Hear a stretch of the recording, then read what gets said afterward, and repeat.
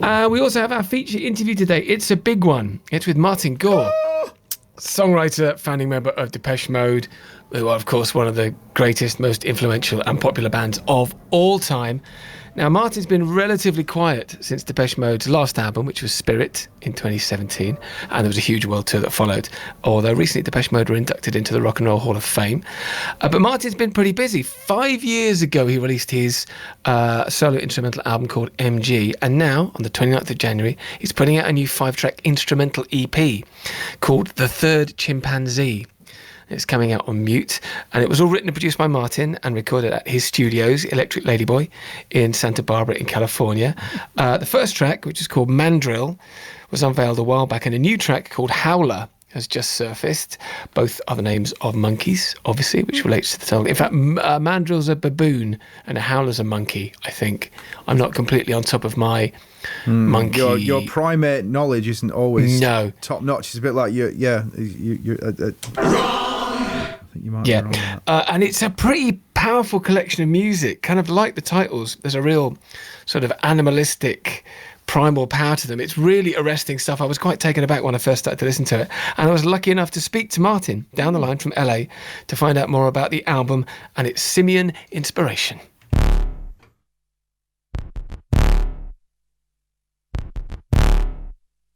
In terms of you as an artist, has it been quite creatively? Has it been quite good having any live stuff kind of taken off the table? It's like you kind of have to go to the studio, don't you? There's nothing else to do. Yeah, well, apart from anything else, I think I have to go into the studio to stay sane because I literally haven't been anywhere since last March. So that's my little bit of sanity, getting into the sanctuary every day and trying to do something. Sometimes I do something, sometimes I don't, but keeps me sane. It's a weird time as well, though, because although I think something like The Third Chimpanzee was kind of ideal for me to focus on because it's instrumental and it was like a concept that I came up with, but it's not like writing songs because I think at the moment I find it quite hard to be creative and coming up with like ideas like words for songs and stuff like that. So it seems to be very difficult, but maybe that's not surprising because I'm not doing anything or going anywhere. Yeah, well, this is it. Yeah, like the rest of the world. It's like, This is it. That's why I think, from what I've heard, it's got such a dynamic atmosphere to it. And I was wondering you can't often articulate how you're feeling about the moment in time like this necessarily with words. You can't maybe do it justice, but with the sounds, I think maybe you can. Yeah.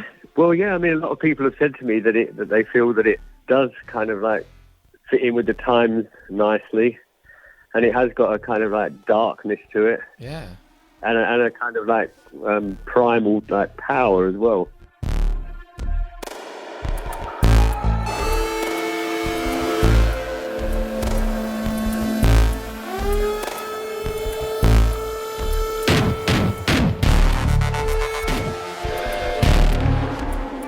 You mentioned the concept, the kind of simian monkey-based concept. Can you tell me a bit about where that came from? Is it an ongoing obsession, or did it just fit the characters of the songs? Where do the chimpanzees come into it? So I started.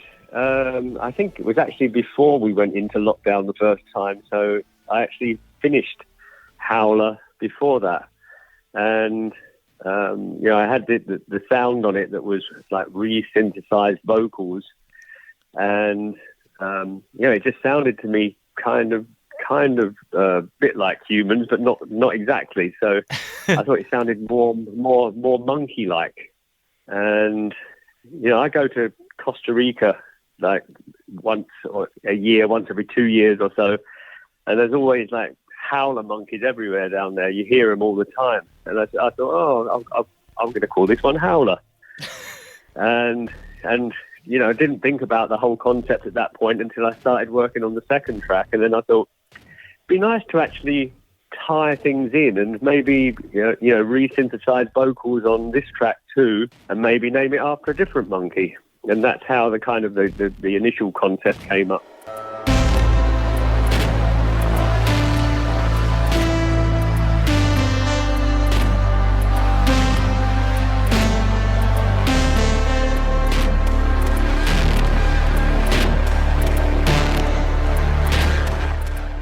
there's a lot of bass. My God, the sub bass on Howler is I mean, that's a real. I can imagine you there, sort of hunched over the desk, going, "Yeah, this is going to sound really good when people play it at home," because it sounds. I mean, the production is really heavy on it, isn't it? Yes, thanks. Yeah, it's right from the very first time I recorded that, it just had a real punch and power to it, and that obviously came across on the demo, and then when it with the mixes, I think we made sure that we captured that, and then even right through to the mastering, I wanted to make sure that it was loud so that it kept that power right all the way through.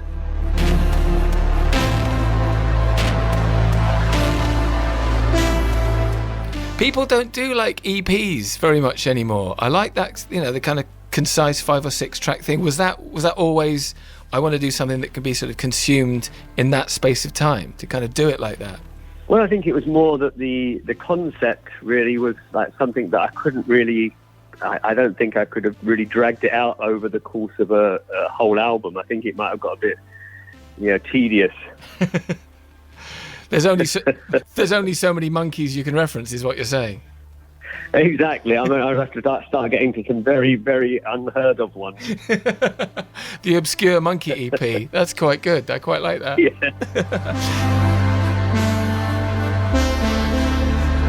I love every monkey, from chimpanzee to chimpanzee. It's quite a release. It's quite special. Yes. So.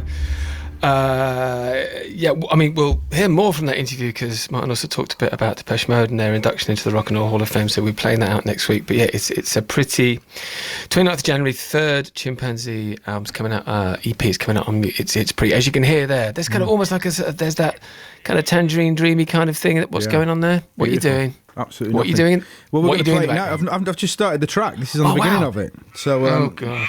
This is it. This is Howler by Martin Gore. Thank you, Matt.